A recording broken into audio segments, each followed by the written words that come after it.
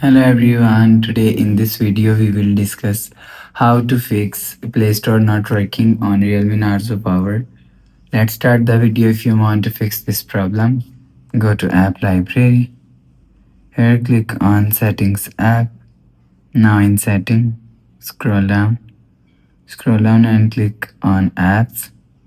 After click on Apps, click on App Management. Scroll down and search Play Store app from here.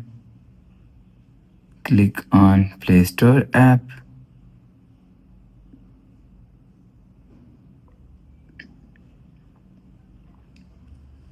Search Play Store. Click on Play Store. Click on Play Store app. Click on storage usage, and if you want to fix this problem, so clear cache Play Store app. After clear cache Play Store app, you will see your problem is solved. But if it not solved, so check your internet connection. Internet connection is work properly.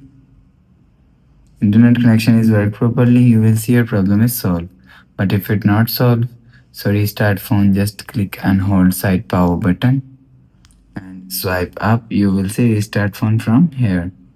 After restarting, go back to home screen. You will see your problem is solved. So that's how you can fix Play Store not working on Realme Narzo Power. If you like the video, please subscribe. Thanks for watching.